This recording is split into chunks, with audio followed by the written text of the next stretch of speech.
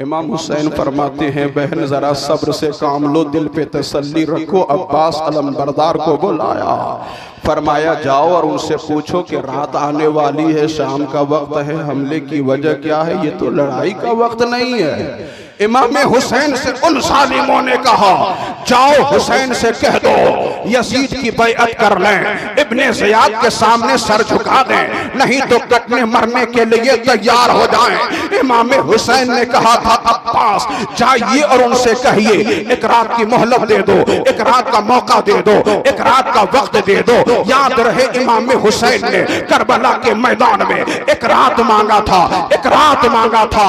एक रात तुम्हारी भी करबला वालों के मोहब्बत में जलसे के हवाले से इस गांव में सज जाती है। ऐ काश ये रात तुम्हारी काम की रात बन जाए, तुम्हारी मुस्तकबिल को संवारने वाली रात बन जाए। किसी भी सहाबी की शहादत का उतना चर्चा नहीं है जितना चर्चा इमाम हुसैन की शहादत का है। क्यों मालूम है आप लोगों को? नहीं मालूम है तो इल्म में इजाफा कीजिए। हजरत यहया की शहादत अपनी शहादत है, बड़े बड़े सहाबा की शहादत भी अपनी शहादत है, मगर हुसैन की शहादत सिर्फ हुसैन की शहादत नहीं है। हुसैन की शहादत हुस्ने कायनात, रौनके कायनात, बहारे कायनात, फखरे कायनात, जाने कायनात, रूहे कायनात, मकसदे कायनात, मकसूदे कायनात, काबे के बदरुद्दुजा, तैयबा के शम्सुद्दुहा, अहमद मुज्तबा मुहम्मद मुस्तफ़ा सल्लल्लाहु अलैहि वसल्लम की शहादत है। हुसैन की शहादत रसूल की शहादत है। हुसैन की शहादत अहमद मुज्तबा की शहादत है। हुसैन की शहादत फख्रे रसूला की शहादत है। हुसैन की शहादत मुहम्मदुर रसूलुल्लाह की शहादत है। जैसे मेरे नबी लाजवाब हैं, मेरे नबी की एक एक चीज लाजवाब है, मेरे नबी की सिफत लाजवाब, नात लाजवाब, तो शहादत भी लाजवाब है। अब इस तफसील को छेड़ो तो लंबा वक्त लगेगा। 2-3 घंटा इस गांव में रहा, लेकिन इतने फरमाइश हो गए कि इस टॉपिक पे बोलिएगा, इस टॉपिक पे बोलिएगा, इस टॉपिक पे बोलिएगा। सारे टॉपिक्स को छेड़ता जाऊंगा तो वक्त गुजरता चला जाएगा। सिर्फ शहादत ही के हवाले से गुफ्तगू का मैं आगाज करता हूं। उसी ज़िम्न में रह करके हो सकता है कि आपके गांव के हवाले से, समाज के हवाले से, हम सब की जिंदगी के हवाले से कुछ काम की बातें आती जाएं तो उसको हिफाजत से समेटते जाइएगा और महफूज करते जाइएगा। इमाम हुसैन की शहादत का सदका मांग करके अपनी जिंदगी में नाफिज करने की कोशिश कीजिएगा। मुहर्रमुल हराम की 9 तारीख है, असर का वक्त है। इमाम हुसैन असर की नमाज पढ़ रहे हैं। जोर से बोलो, इमाम हुसैन असर की नमाज पढ़ रहे हैं और मिजाज दे रहे हैं, हुसैनी वही होगा जो 5 वक्त के नमाज का पाबंद होगा। हुसैनी वही होगा जो नमाजों का पाबंद होगा। इमाम हुसैन असर की नमाज पढ़ रहे हैं। ये असर की नमाज मालूम है कौन सी नमाज है?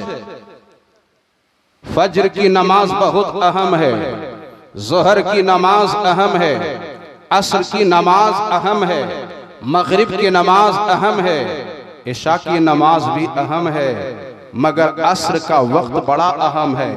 इसको सलाते उस्ता भी कहा गया है।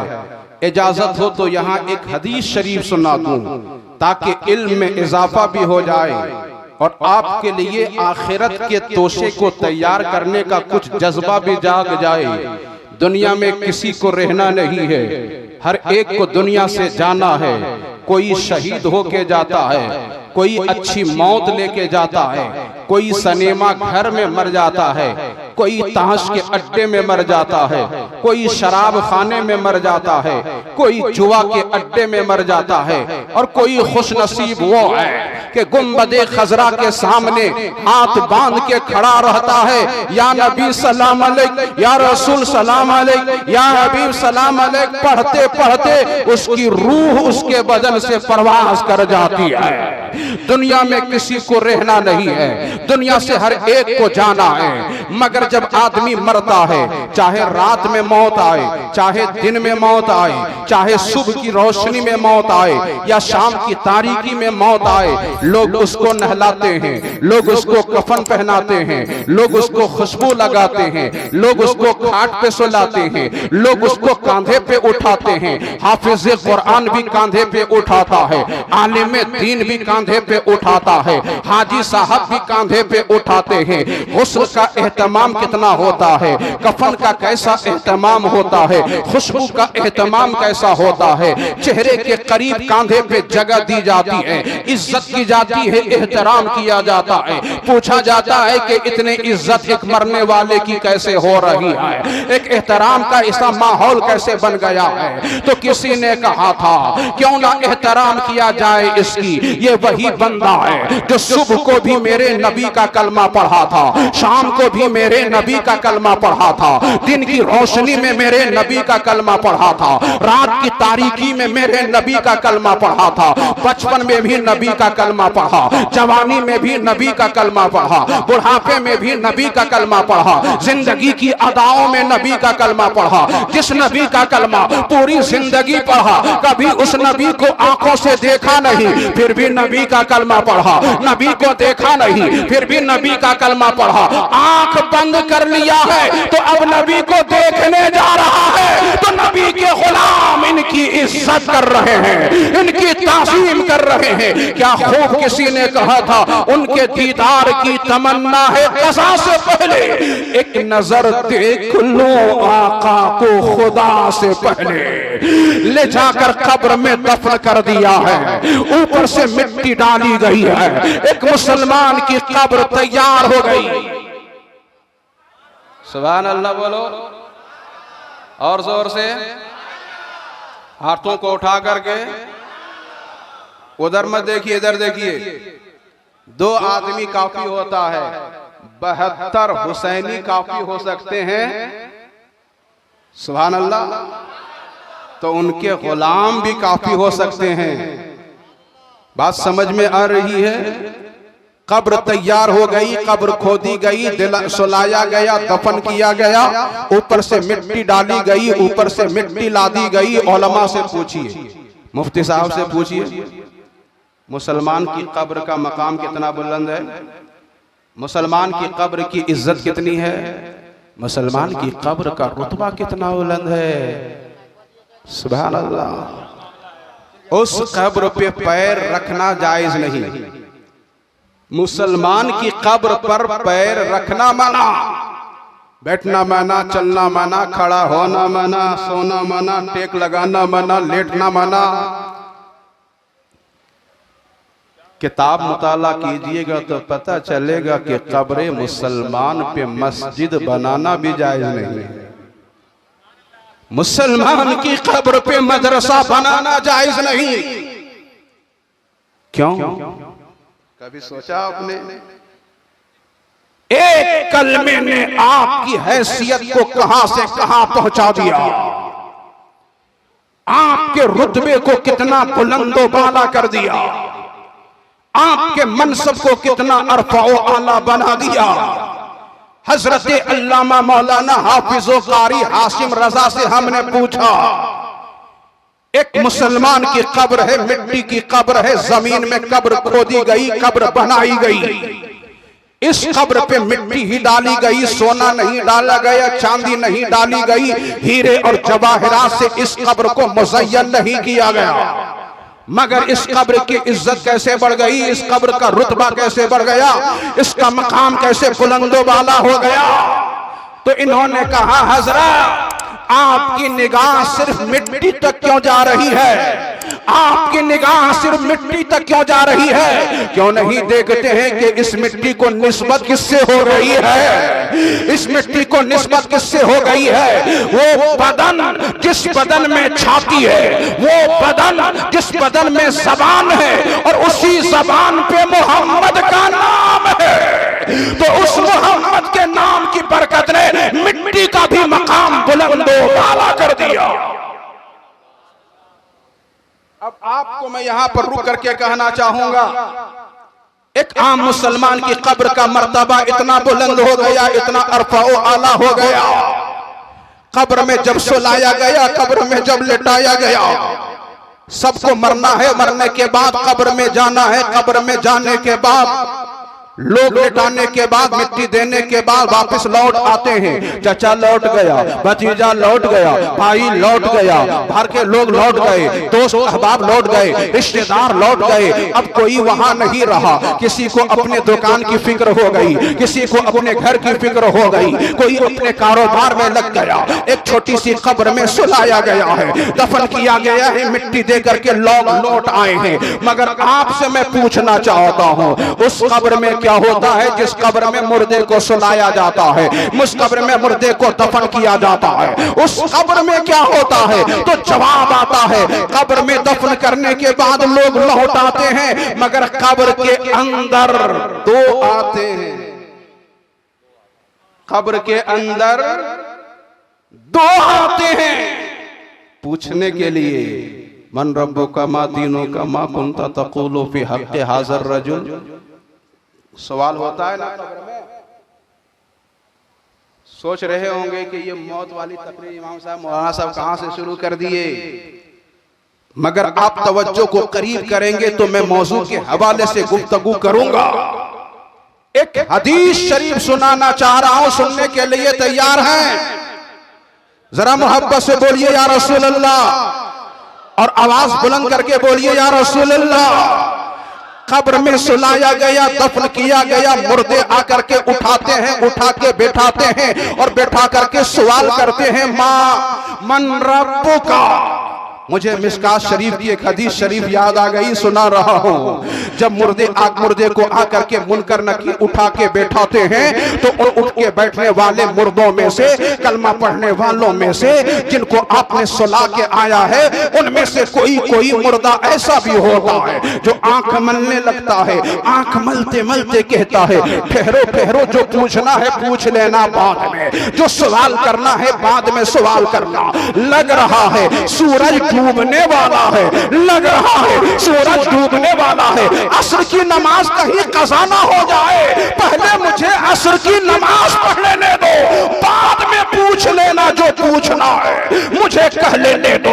ये कब्र के अंदर मुर्दा बोलता है, जो सवाल करना है बाद में कर लेना, पहले मुझे असर की नमाज पढ़ लेने दो। पता क्या चला, मुर्दे को सुलाया गया है सुबह के वक्त में, मगर मुनकर नकीर आके उठा के बैठाते हैं, तो उसको यही वक्त असर लगता है, यही सूरज के डूबने का वक्त लगता है। तो कोई कोई मुर्दा बोलता है, जो पूछना है बाद में पूछना, पहले हमें असर की नमाज पढ़ लेने दो, पहले हमें असर की नमाज पढ़ लेने दो। ये कौन बोलेगा?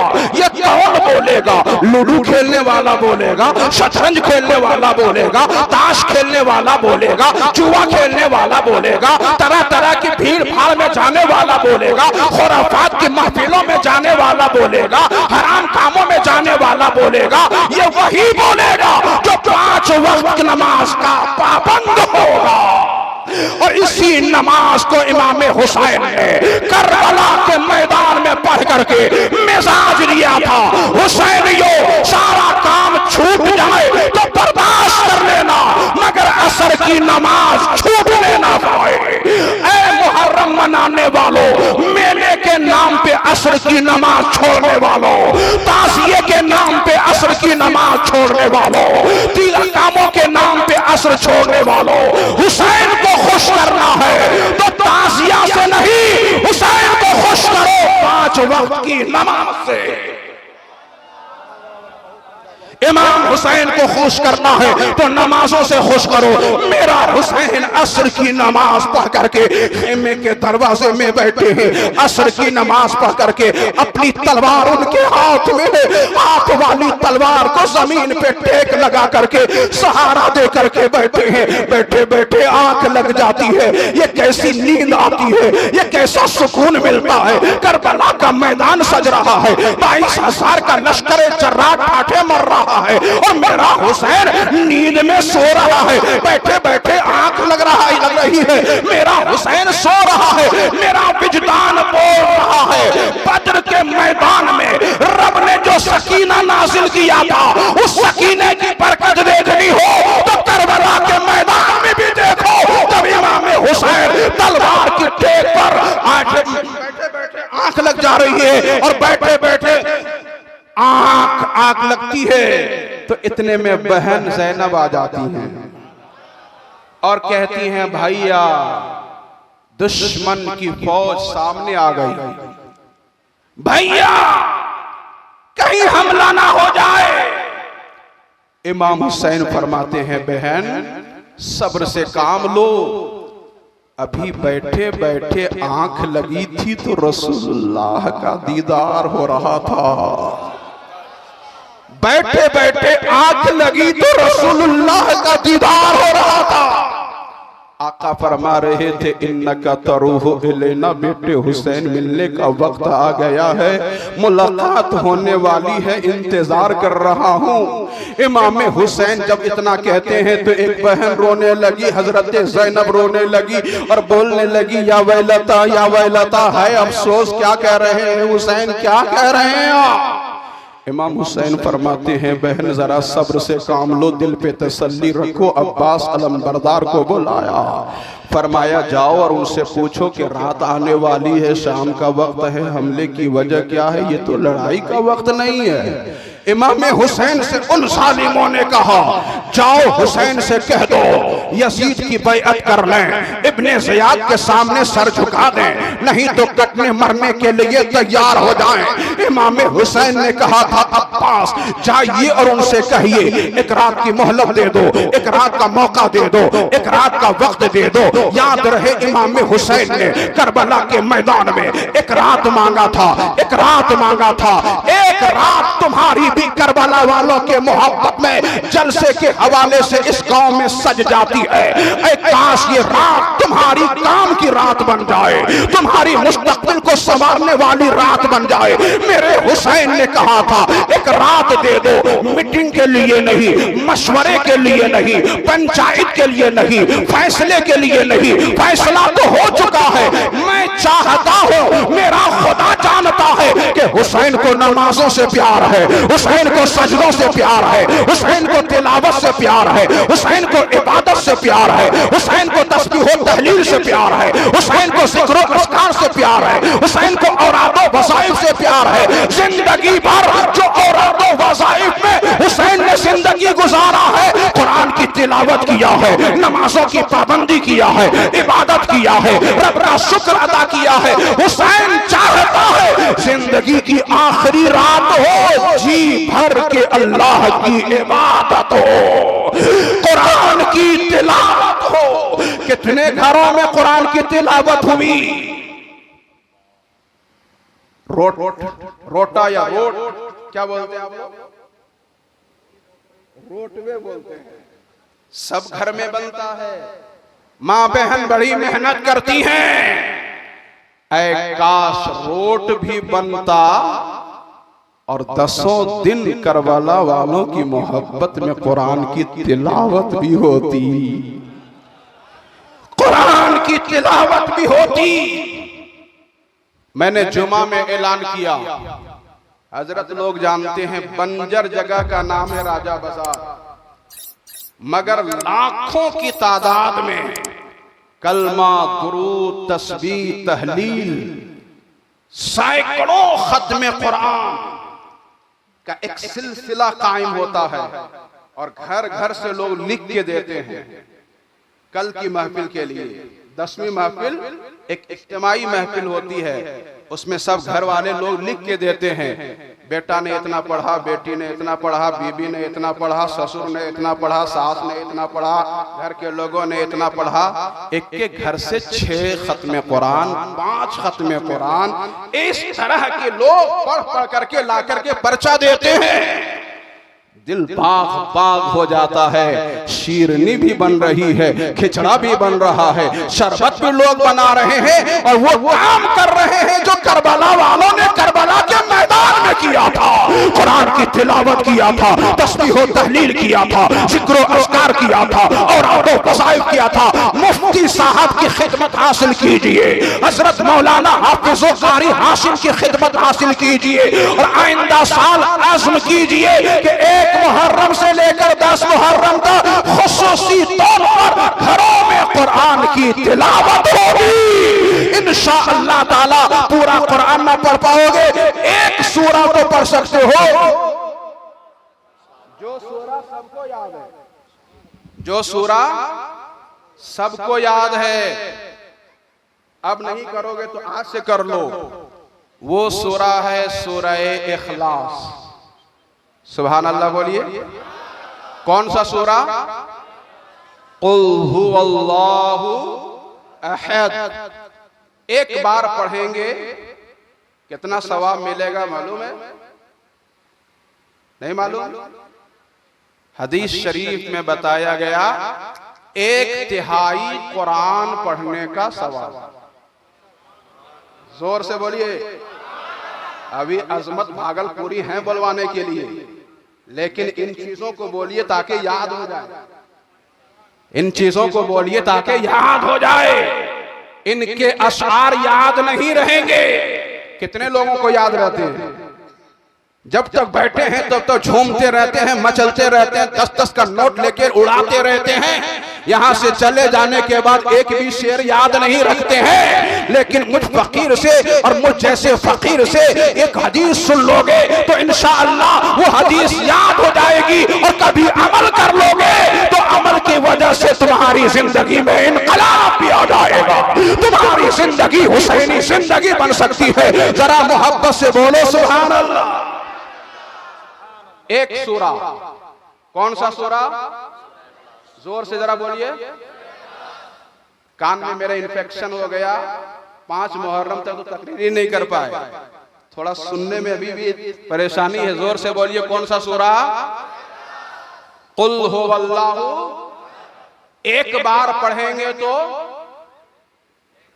1/3, तिहाई समझते हैं? सुभान अल्लाह, बहुत आसान कर दी। तिहाई का मतलब होता है एक चीज का 3 हिस्सों में से 1 हिस्सा। तो कुरान में कितने पारे हैं? कुरान में कितने पारे हैं? जोर से। सबको मालूम है। शिया लोग बोलता है 40। आप लोग क्या बोलते हैं? आप लोग बोलते हैं कि मानते भी हैं, और शिया लोग वो बोलता है 40। वो कहां गया 10? तो अल्लाह का करम है कि अल्लाह ने खारजी नहीं बनाया, राफजी नहीं बनाया, नासबी नहीं बनाया, चकड़ालवी नहीं बनाया, वहाबी नहीं बनाया, देवबंदी नहीं बनाया, कादियानी नहीं बनाया।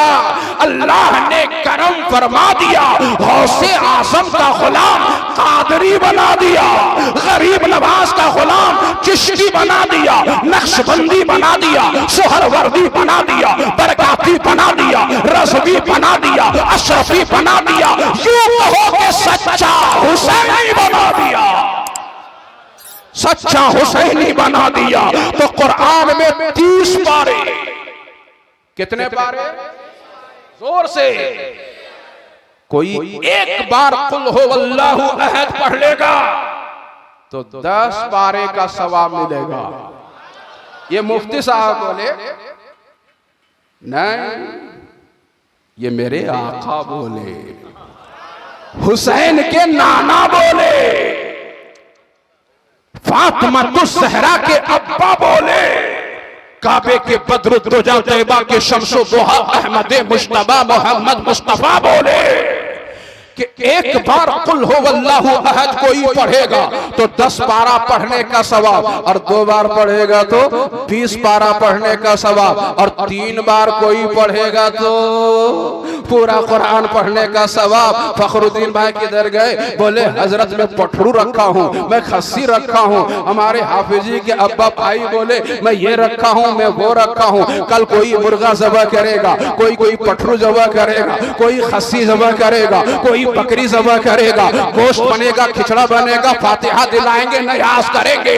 आज के जलसे के बाद जाइए और पढ़ना शुरू कर दीजिए। 3 मरतबा कुल हुवल्लाहु अहद पढ़ लेंगे, जहां खिचड़ा बनेगा वहीं एक एक फर्द की तरफ से पूरे कुरान पढ़ने का सवाब भी नज़र किया जाएगा। हो सके तो 11 बार पढ़ लो, हो सके तो 50 बार पढ़ लो, हो सके तो 100 बार पढ़ लो। कोई एक बंदा खुदा खड़ा हो जाए और आज़म कर ले के आज से लेकर कल तक जितना वक्त मिलेगा सूरह इखलास पढ़ने में लगा दूंगा। कुरान पढ़ने का मिजाज बनाइए, कुरान की तिलावत का मिजाज बनाइए, नमाज का पाबंद बन जाइए। तुर्स वो रात गुजर रही है इबादत में, तिलावत में। इमाम हुसैन एक मजलिस भी किए, एक महफिल भी किए।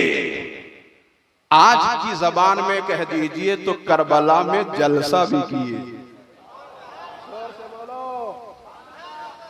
एक जलसा भी किए। कौन सा जलसा? जिस जलसे में तकरीर इमाम हुसैन कर रहे हैं।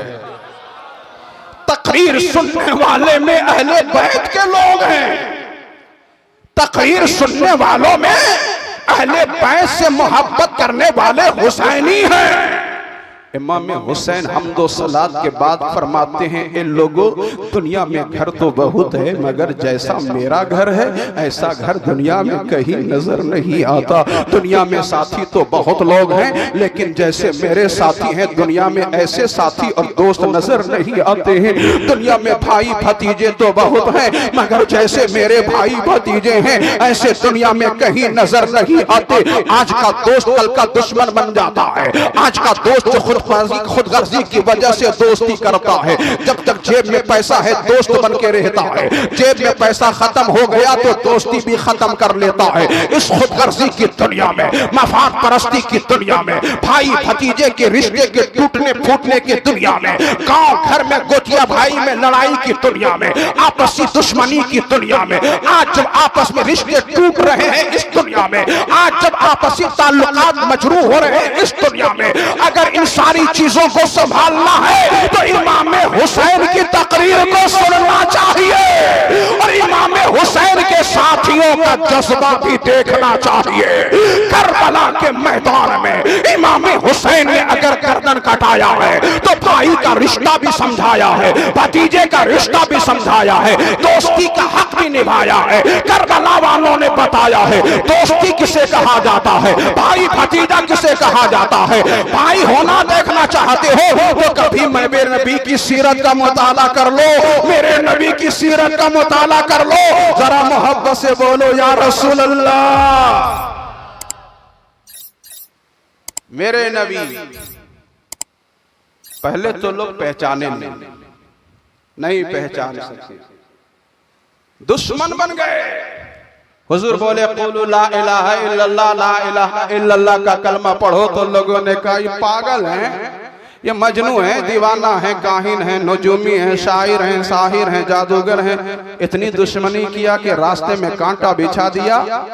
तो मेरे नबी देखे ये कैसे लोग हैं, नबी के रास्ते में कांटा बिछा रहे हैं, नबी के रास्ते में कांटा बिछा रहे हैं। मेरे नबी ने कहा एक कांटा बिछाने वालों पहचानते नहीं हो, जैसे फूलों के नबी मोहम्मद हैं वैसे ही कांटों के नबी मोहम्मद हैं। मुस्तफा जाने रहमत ने हौसले के साथ तबलीग इस्लाम फरमाया, दावत इस्लाम लोगों के सामने पेश किया। अब वही मक्का के लोग हैं मेरे नबी का कलमा पढ़ रहे हैं, मेरे नबी के नाम पे गर्दन कटाने के लिए तैयार हैं, खानदान लुटाने के लिए तैयार हैं, जानो माल लुटाने के लिए तैयार हैं। हद तो ये हो जाती है, इतनी मोहब्बत हो जाती है लोगों को, इतनी मोहब्बत हो जाती है लोगों को कि नबी मक्का से छोड़ करके हिजरत करके मदीना चले गए। तो अब मक्का में रहने वाले लोग कहते हैं काबा तो देखता हूँ मगर दिल को वो सुकून नहीं मिलता है, काबे का तवाफ तो करता हूँ मगर दिल को वो करार नहीं मिलता है जो करार चेहरे मुस्तफा के देखने से मिलता था,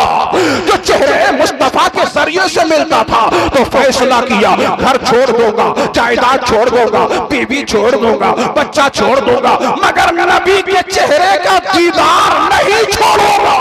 यही वो जज्बा था कि मक्का वाले मदीना में, हबशा वाले मदीना में, फारस वाले मदीना में, रोम वाले मदीना में, अब जाने वाले मदीना में पहुंचे। ना खेती है, ना जायदाद है, ना घर है, ना मकान है, ना दुकान है, ना संसार है, कुछ नहीं है। ना बीवी है, ना बच्चा है, ना घर है, ना संसार है, ना दौलत है, ना जायदाद है, ना जमीन है, ना खेत है, ना खलियान है, ना मकान है, ना दुकान है, कुछ नहीं है। सिर्फ मुस्तफा का सहारा है, कलमा तैयबा का सहारा है। तो मेरे आका ने मदीने में भी जलसा किया है, मदीने में भी खिताब दिया है। वो खिताब जरा याद करो ताकि आज के जलसे को जरा रूहानियत मिल जाए।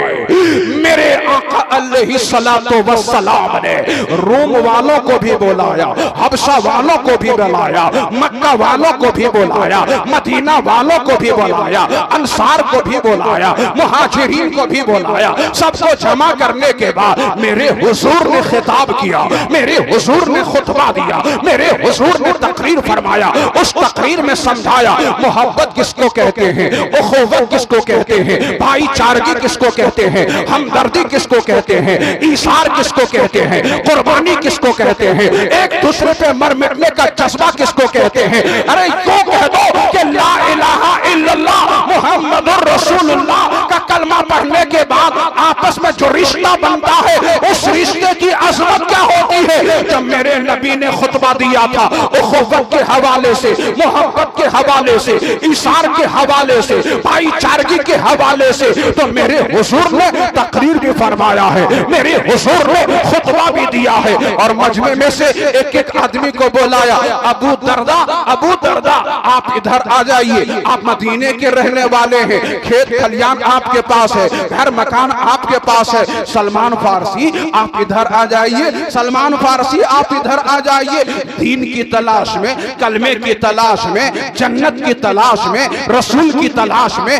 रसूल खुदा की तलाश में, हबीब खुदा की तलाश में, अल्लाह की तलाश में तुम निकले थे। तो सदियां गुजर गई, सैकड़ों सदियां गुजर गई, उम्र के बड़े हिस्से गुजर गए, सलमान आ गए हो तो जरा और करीब आ जाओ। दोनों को बुलाया, फरमाया आज से मैंने सलमान को अबू दरदा का भाई बना दिया। जोर से और जोर से, दोनों को क्या बनाया?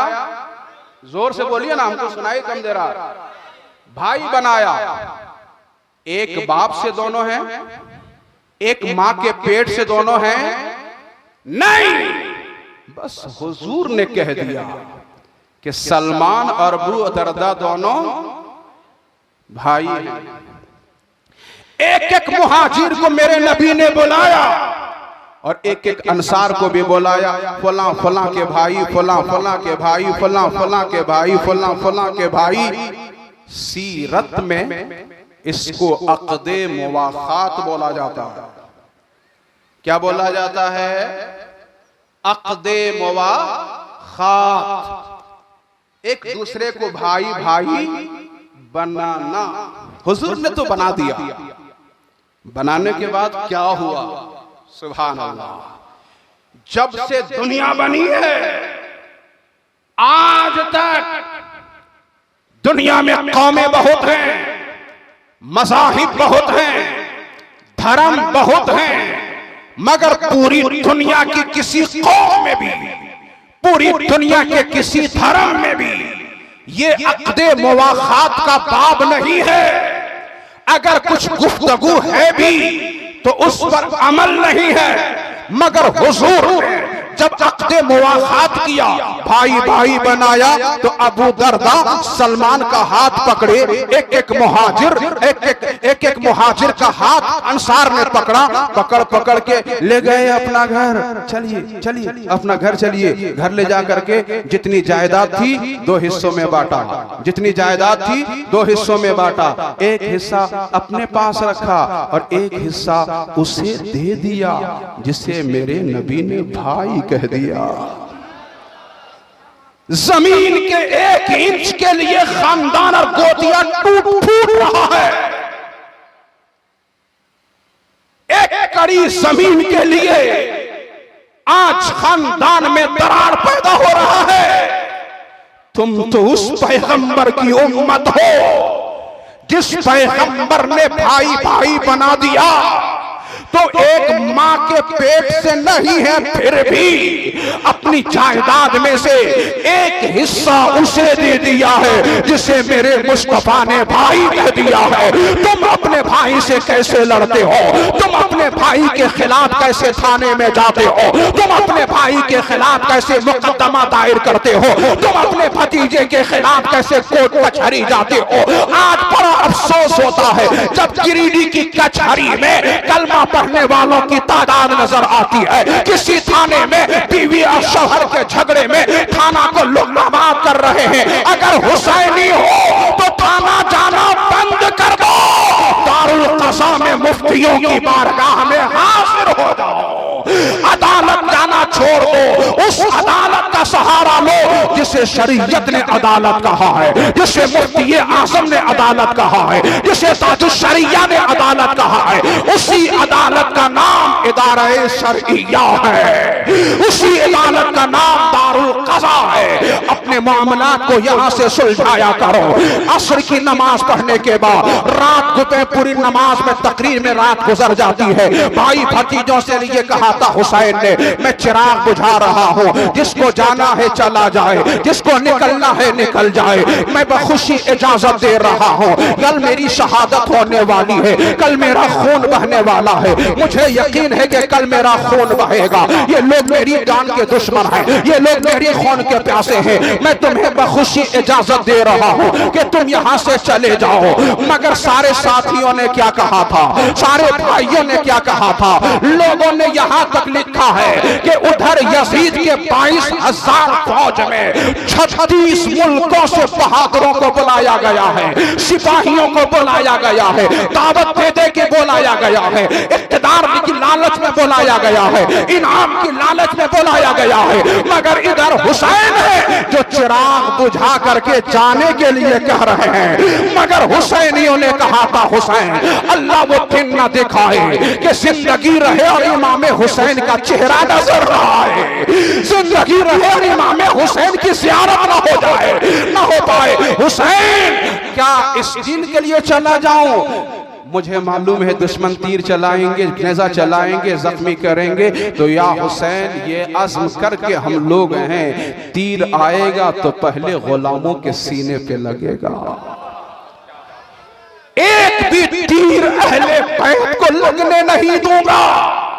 पूरी तफसील रहने दीजिए। फजर का वक्त हो जाता है, इमाम हुसैन करबला के मैदान में फजर की नमाज अदा कर रहे हैं, पेशानी सजदे का मजा ले रही है, ज़बान तस्बीह और तहलील से लुत्फ अंदोज हो रही है। वो सूरज निकलने वाला है जो कयामत तक ऐसा मंजर कभी ना देखा होगा, जो 10वीं मुहर्रमुल हराम सन 61 हिजरी में करबला के मैदान का मंजर देखा होगा। 3 दिन के भूखे प्यासे हैं, किसी के हलक से एक लुकमा नीचे नहीं उतरा है, एक पानी किसी को मयसर नहीं हुआ है।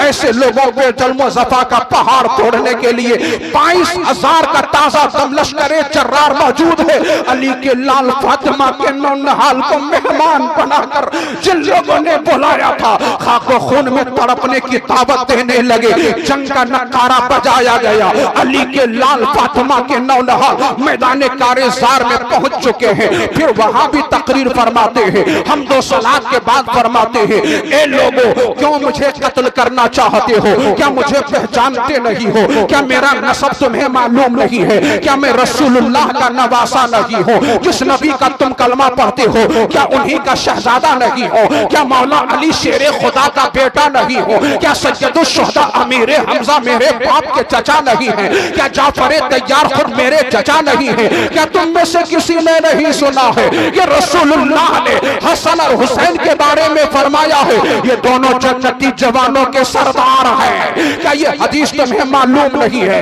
अगर कोई शक हो तो अब भी इस्लामी दुनिया में हजरत जाबिर मौजूद हैं, अबू सईद खुदरी मौजूद हैं, अनस इब्ने मालिक मौजूद हैं। पूछ लो इन लोगों से इस हदीस के बारे में। ऐसा यहाँ पे रहने वालों, तुम कहते हो जलसों से क्या फायदा होता है, तुम कहते हो तकरीरों से क्या फायदा होता है। अरे इमाम हुसैन की एक तकरीर हो रही थी, ऐसा लग रहा था कि हुसैन की तकरीर ही मैदान को फतह कर लेगी।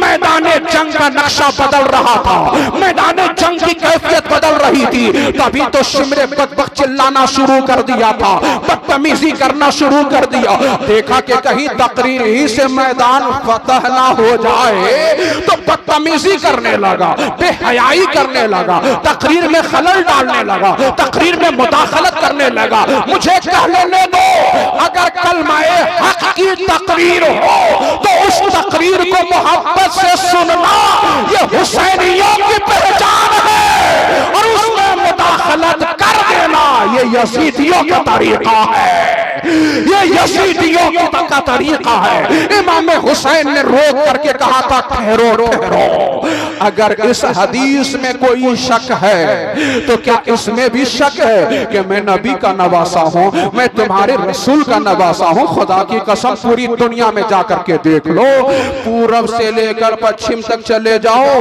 एक भी आदमी ऐसा न मिलेगा जो किसी नबी का नवासा हो। मैं तो उस नबी का नवासा हूं जिस नबी का तुम लोग कलमा पढ़ते हो। क्यों मुझे कत्ल करना चाहते हो? बोलो बोलो, क्या मैंने किसी को कत्ल किया है जिसका बदला लेना चाहते हो? क्या मैंने किसी को जख्मी किया है जिसका बदला लेना चाहते हो? क्या मैंने किसी का माल छीन लिया है जिसका बदला लेना चाहते हो? जालिमों ने कोई जवाब नहीं दिया था। 22,000 का लश्कर देख तो रहा था, सुन तो रहा था, मगर जबान पे ताला लग चुका था, किसी की जबान में बोलने की ताकत नहीं है। इमाम हुसैन खत ले लेकर के कहते हैं, कैस इब्ने अशअस तुमने खत लिख करके बुलाया, यजीद इब्ने हारिस तुमने खत लिख करके बुलाया, एक एक का नाम ले लेकर के कहते हैं। तब वो जालिम बोलते हैं, बात बस इतनी है हुसैन, यजीद की बैअत कर लीजिए, इब्ने जियाद के सामने सर झुका दीजिए। इमाम हुसैन को जलाल आ गया, बदतमीजो, क्या इसी दिन के लिए मेरे नाना ने मेरी तरबियत किया था, फातिमा ज़हरा ने दूध पिलाया था, शेरे खुदा ने मुझे पाला पोसा था। ये हुसैन का सर है जो कट तो सकता है, बातिल के सामने झुक नहीं सकता है। अब आप यहां पर देखें, इमाम हुसैन की इस पूरी तकरीर में 22,000 में से एक फर्द है। कितना? एक आदमी। ये कौन बोला कि एक जलसा करके पूरे गांव वाले नमाजी बन जाएंगे? अगर जलसा से पूरे गांव वाले नमाजी बनते तो आज झारखंड से ज्यादा नमाजी कहीं नहीं होता। मालूम है ना, जितना जलसा झारखंड में हो रहा है, अगर जलसे से सब लोग नमाजी बन जाते तो फिर झारखंड से ज्यादा नमाजी कहीं नहीं होते। मगर ये भी हकीकत है, ये भी हकीकत है कि जो हुसैनियत की बहारें इस वक्त झारखंड में हैं, सुभान अल्लाह, वो कहीं कहीं नजर आती हैं, कहीं कहीं नजर आती हैं। यही झारखंड था जहां लोग क्या क्या पहन के घूमते थे। नहीं मालूम था कि कौन इस्लामी तरीका है, कौन गैर इस्लामी तरीका, नहीं मालूम था। बल्कि यहां तक हमने सुना है कि एक छुरी में लोग दम करा लेते थे और कई गांव की मुर्गी को हलाल करने के लिए एक छुरी काफी होती थी। मगर इन जलसों की बरकतें कहिए, आज शरीयत की बहारें दिख रही हैं। इस्लाम की खूबसूरती नजर आ रही है। मैं भी मानता हूं कि एक जलसे से 100 लोग नमाजी नहीं बन पाएंगे तो ना बने, कम से कम एक गुलामे हुर तो खड़ा हो जाए, एक गुलामे हुर तो खड़ा हो जाए। 22,000 में से एक आदमी अलग हो गया। बदन कांप रहा है, रोंगटे खड़े हो, कपकपी तारी है। किसी ने पूछा था, ए हो इतना डर तू कैसे गया, इतना सहन कैसे गया, इतना खौफजदा कैसे हो गया। पूछा जाता है कि पूरे कूफा बस्ती में सबसे बड़ा बहादुर कौन है, तो ज़बान पे तेरा नाम आता है, मगर आज जंग के मैदान में इतना तू डर कैसे गया, इतना तू सहन कैसे गया, इतना खौफजदा कैसे हो गया। तो जनाबे हुर ने कहा था, पूछने वाले जानना चाहते हो तो जरा करीब आ जाओ, मेरी निगाहों से देखो, मेरी आंखों से देखो। अल्लाह ने मुझ पे करम कर दिया है कि मैं अपनी आंखों से देख रहा हूं। एक तरफ जन्नत नजर आ रही है, एक तरफ दोज़ख देख रहा हूं, और जन्नत और जहन्नम के बीच में अल्लाह ने मुझे खड़ा होने का मौका दे दिया है और दिल को फैसला करने के लिए छोड़ दिया है। तो मेरे दिल ने आज करबला के मैदान में फैसला कर लिया है। ये बदन तो चंद दिनों तक रहने वाला है, ये जिस्म तो चंद दिनों तक रहने वाला है। अब ये जिस्म को काट काट दो, बूटी बूटी बना दो, बूटी बूटी करके आग में जला दो, ये मुझे गवारा है, मगर आले नबी के खिलाफ तलवार उठाओ ये मुझे गवारा नहीं है। क्या इनकलाब आया है, क्या तब्दीली आई है, कैसा जबरदस्त इनकलाब आया है। ऐ काश धोबी सिंघा में भी एक हुसैनी के अंदर इनकलाब आ जाए और बोले कि 11 मुहर्रम से लेकर आइंदा के 11 मुहर्रम तक 5 वक्त का नमाजी बन जाऊंगा, 5 वक्त का सच्चा हुसैनी बन जाऊंगा। इमाम हुसैन की दास्तान जंग करबला को अगर सुनाऊंगा तो लंबा वक्त लगेगा। ये जंग ही ऐसी है, ये दास्तान ही ऐसी है, न बोलने वाले को अपने आप पर काबू रहता है, न सुनने वाले को अपने आप पर काबू होता है। हमारा तरीका रोने रुलाने का नहीं है, मगर दास्तान ही ऐसी है कि जब छेड़ देता हूं ना मुझे अपने आप पर कंट्रोल रहता है, ना सुनने वालों को कंट्रोल रहता है। किसकी किसकी दास्तान सुनाओ? अब्बास अलमबरदार के कटते हुए बाजू की दास्तान, अली अकबर की लुटती हुई जवानी की दास्तान, और मोहम्मद की शहादत का तस्करा, या हजरत कासिम 19 साला शहजादा जिनकी शादी का रिश्ता हुसैन की बेटी सकीना से तय है, उनकी दास्तान छेड़ूं, या खेमे में हंगामा पता था जब अली असगर हलक से, सूखे हुए हलक से प्यास की शिद्दत महसूस कर रहे थे और दम तोड़ने के लिए तैयार थे, जब अली असगर की मां तड़प करके अपने बेटे को गोद में उठा करके इमाम हुसैन की बारगाह में पेश कर रही थी और कह रही थी, मेरे सरताज ले जाइए, दुश्मनों को दिखा दीजिए, हो सकता है किसी को रहम आ जाए, अली असगर को 2 घोंट पानी पिला दे तो मेरे अली असगर की जिंदगी के लिए काफी हो जाए।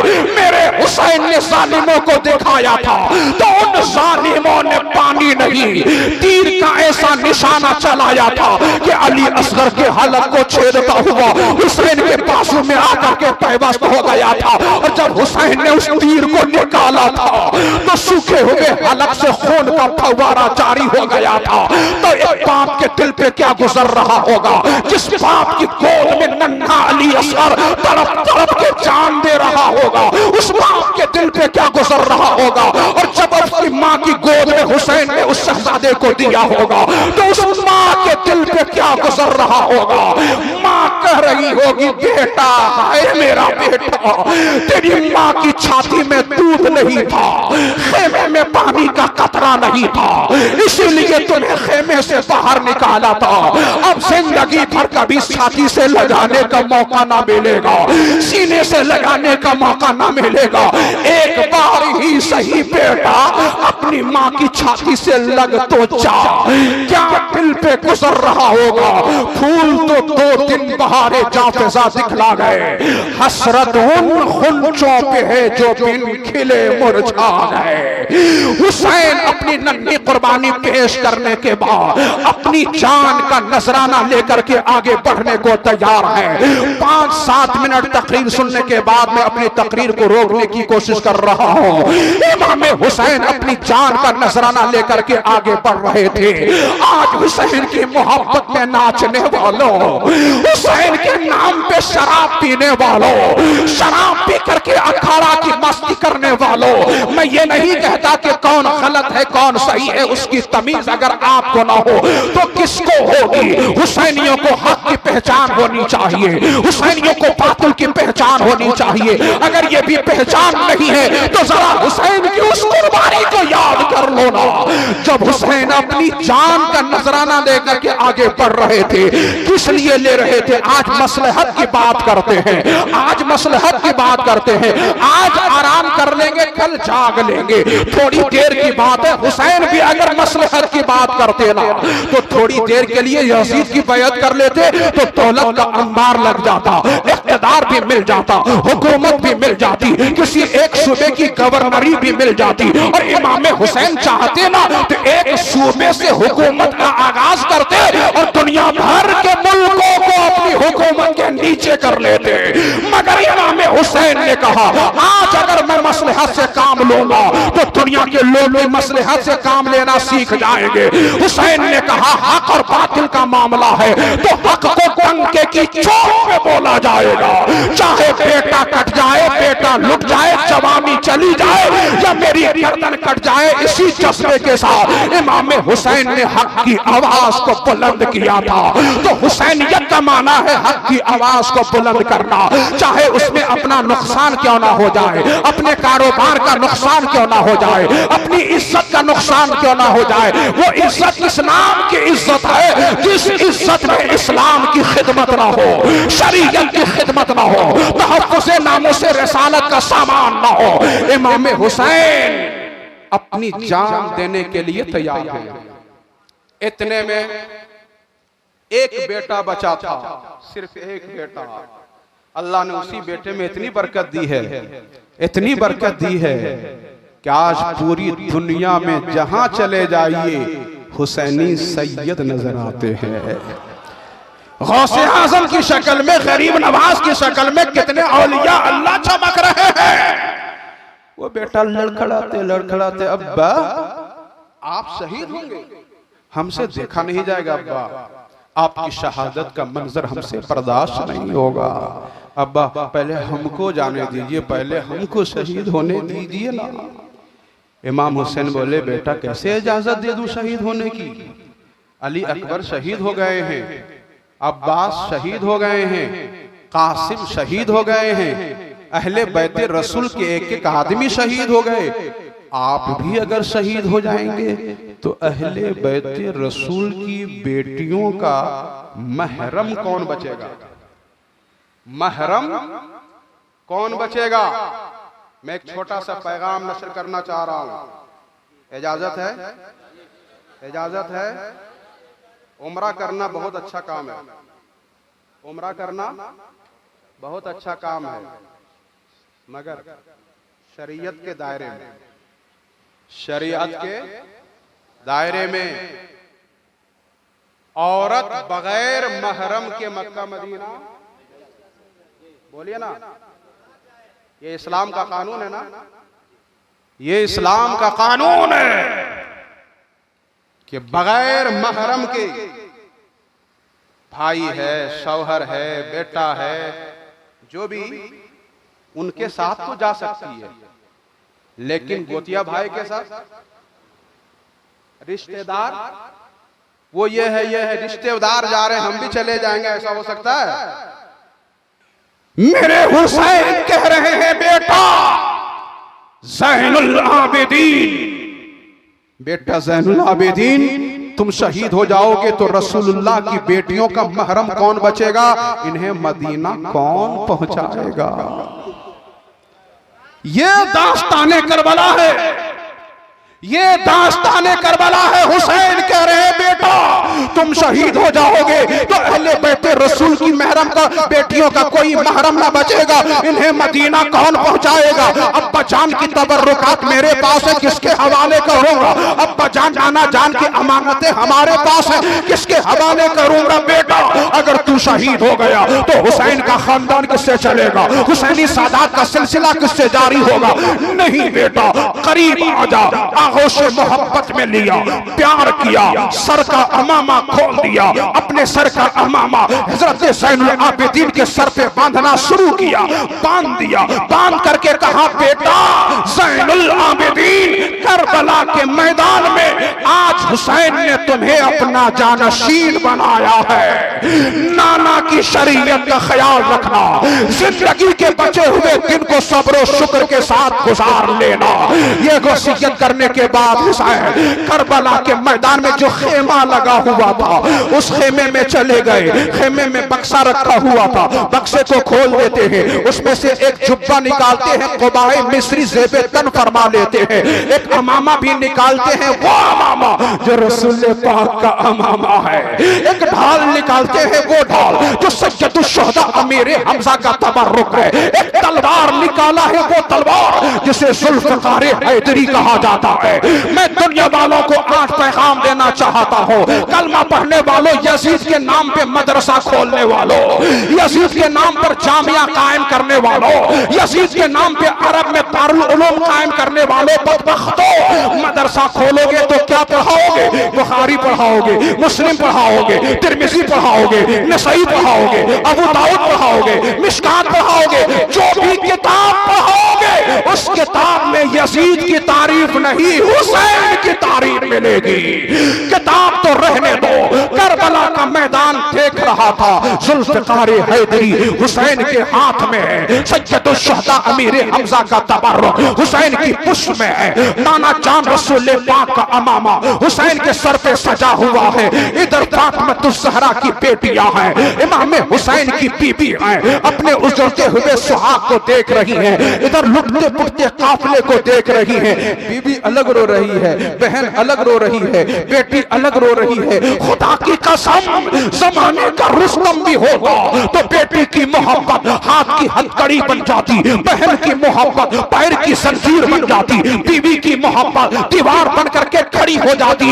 मगर हुसैन, आपकी हिम्मतों को सलाम, आपके जज्बों को सलाम, आपके हौसलों को सलाम, आपके इरादों को सलाम। हुसैन कहते हैं मेरे घर के लोगों, मेरे बाद सब्र शुक्र से जिंदगी गुजारना, नाना की शरीयत का ख्याल रखना, फातिमा के लाडले का आखिरी दीदार है, हश्र का हंगामा बपा है दरमियान अहले बैत।